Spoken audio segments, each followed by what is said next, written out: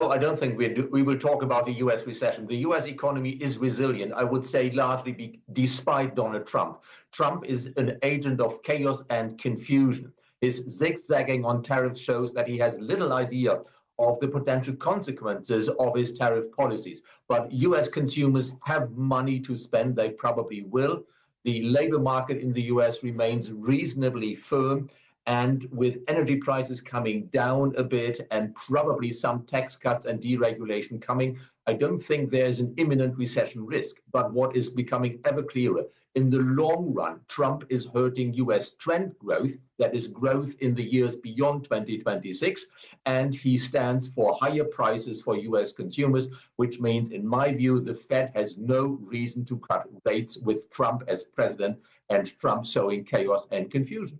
So, Holger, help us out with the data point that often a lot of economists look at, the GDP Now model from the Federal Reserve Bank of Atlanta.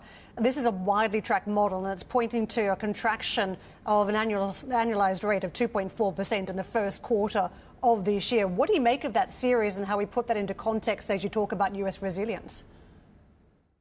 Well, we are living in very volatile times. This model picks up some very short-term moves, including, for instance, a surge in US imports to beat potential tariffs. That surge in imports, of course, which we saw early in the year, numerically subtracts from GDP.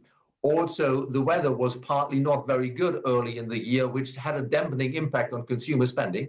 So, yes, short-term data are volatile. There is a chance that Q1 GDP may disappoint because of, say, what I said about the early year start, tariffs coming, that is, imports surging. But all in all, indicators of consumer spending, the trend in consumer spending remain reasonably firm. So US recession talk for me is not the right talk. Chaos and confusion with long-term negative consequences are the narrative for the US.